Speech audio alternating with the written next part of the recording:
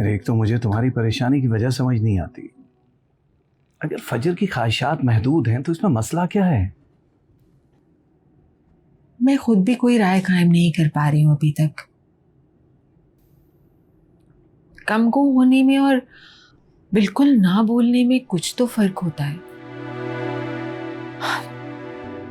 ऐसे लगता है जैसे जैसे वो सब कुछ जबरदस्ती कर रही हो।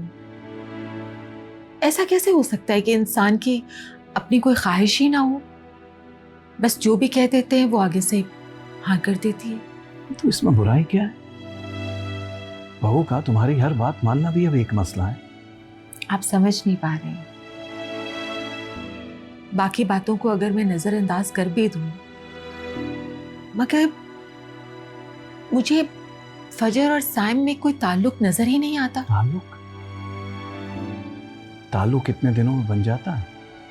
नहीं, लेकिन इतनी देर में ताल्लुक बनने लग जाता है। देखो नीलू, नया नया रिश्ता है, थोड़ा कंफर्ट दो बहू को। तुम आहिस्ता आहिस्ता खुद ही एडजस्ट कर जाएंगी। और रही साइम और फजर की बात, तो देखो मियाँ बीवी के रिश्ते में जब कोई तीसरा बोलता है ना तो बात बिगड़ जाती है। स्वीटहार्ट, जरूरी नहीं है कि जैसे तुम्हारा और मेरा ताल्लुक है वैसे ही उनका भी हो। वक्त बदल चुका है, लोग भी बदल चुके हैं। अरेंज मैरिज है ना, उनको अपने जमाने के लिहाज से रिश्ता बनाने दो प्लीज। यही तो मैं कह रही हूँ, उनका रिश्ता उनके जमाने के रिश्तों जैसा नहीं है। और जो रिश्ते जमाने के मुताबिक नहीं होते हैं ना, जमाना उनके लिए तंग पड़ जाता है। मैं अपनी से कोशिश तो कर रही हूं कि सब कुछ सही रहे, लेकिन फजर को भी कुछ कदम आगे बढ़ाने होंगे। रिलैक्स।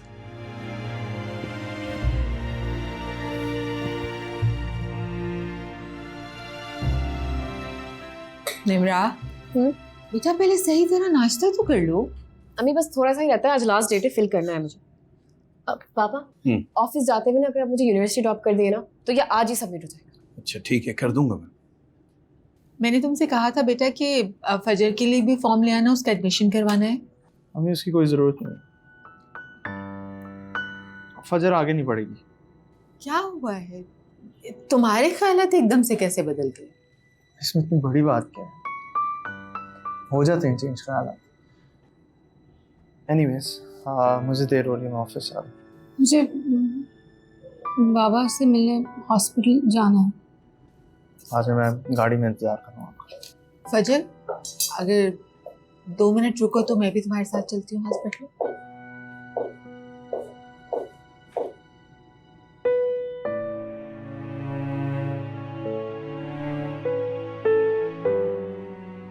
तुम यहाँ क्यों आई हो?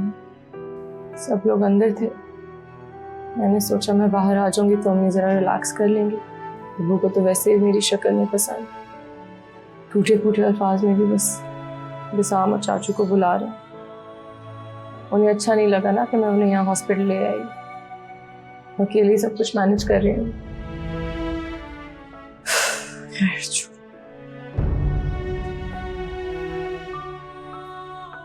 तुम्हारी सास अच्छी औरत है और साइम भी ख्याल रखता है तुम्हारा, है ना? अब क्या प्रॉब्लम है फजर? यही तो प्रॉब्लम है कि मेरी सास बहुत अच्छी है, हर बात में मेरी मर्जी पूछती हैं। अपने घर पे तो कभी मर्जी रखने की आदत ही नहीं रही। मैं क्या बताऊंगी अपनी मर्जी? साइम वो मेरा बहुत ख्याल रखते हैं और मैं तुम बकरी की तरह मैं करती हूँ। मैं जानबूझ के नहीं करती, मुझे बुरा लगता है। लेकिन जो कुछ फिर मैंने हमारे घर में देखा, उसके बाद जो कुछ साइम के घर में होता है ना, सब गलत लगता है।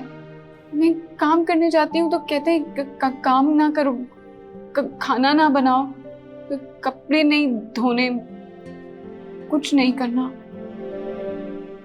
और वो सैम की बहन है ना, निम्रा, वो जब घर में बोलती है ना तो कोई नहीं कहता कि चुप रहो। तुमने एक दफा मुझसे पूछा था कि बाकी सब घरों में ऐसे होता है जैसे हमारे घर में होता है। याद है मुझे। मिल गया तुम्हें तुम्हारा जवाब। बाकी सब घरों में ऐसे नहीं होता है। पर अभी तो सब तुम्हारे साथ है, लेकिन फजर अगर तुम आगे नहीं बढ़ी ना तो शायद ज्यादा देर तुम्हारे साथ नहीं खड़े होंगे। लेकिन मुझे जो आता है उन्हें मुझे वो नहीं चाहिए। मुझे तो लगता है कि कुछ दिनों में मुझे घर वापस छोड़ देंगे। घर वापस सिर्फ तुम खुद को ला सकती हो और कोई नहीं। देखो, मैं शायद कभी नहीं समझ सकती कि जो तुम्हारे साथ हुआ वो कैसा है। मैं जानती हूँ उसकी वजह से तुम्हारे लिए सब कुछ बहुत मुश्किल है, लेकिन तुम भी तो समझने की कोशिश करो। खुश होना जुर्म नहीं है, तुम्हें खुश होने का हक है।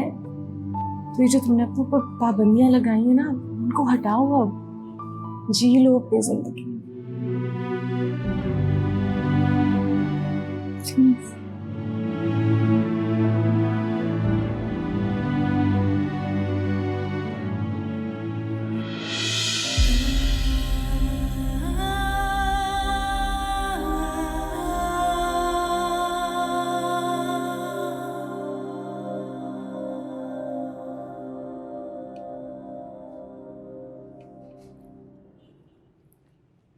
अल्लाह करे भाई साहब जल्द सेहतियाब हो जाए। अगर आपको किसी चीज़ की ज़रूरत हो तो बिला झिझक बताइएगा। बस दुआ कीजिएगा इनके लिए। वैसे तो डॉक्टर्स कह रहे हैं कल परसों में घर जाने देंगे। इंशाल्लाह। साइम, चलें बेटा। जी हम ख्याल रखिएगा। तुम भी। अल्लाह हाफ़िज़। अल्लाह हाफ़िज़। आपसे एक ज़रूरी बात करनी थी। सब खैरियत तो है ना? जी, मैं जानती हूँ कि इस वक्त आप बहुत परेशान हैं, इसीलिए मैंने फजर से कहा है कि वो रात को यहाँ रुक जाए।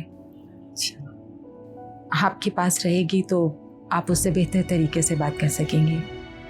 मैं चाहती हूँ कि आप फजर को समझाएं और मुझे उम्मीद है कि आप उसे ज़रूर समझाएंगे, ताकि आइंदा आने वाले दिनों में आपको मज़ीद परेशानी का सामना न करना पड़े। मैं समझी नहीं आप क्या कह रही हैं।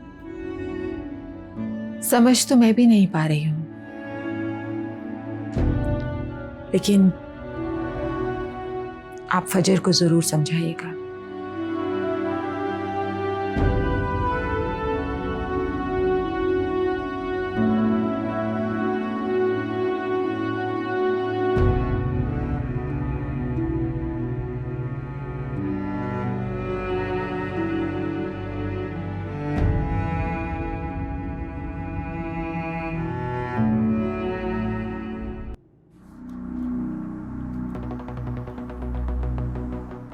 रेहाना, रेहाना, भाईजान हॉस्पिटल में एडमिट हैं।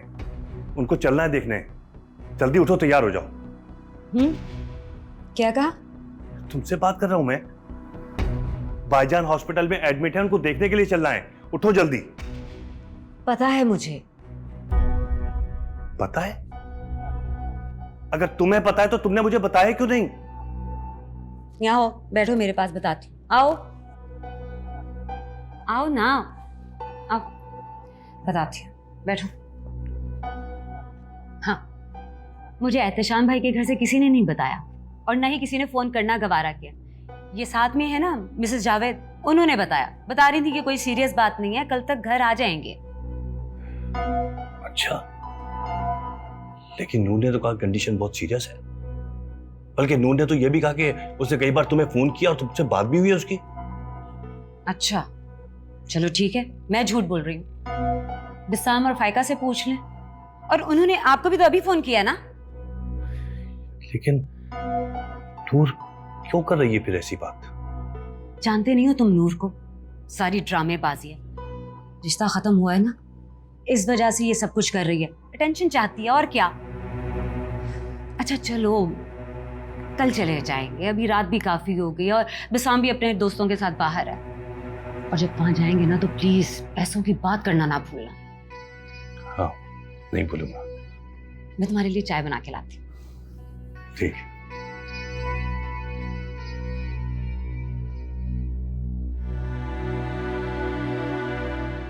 बात समझ नहीं आई।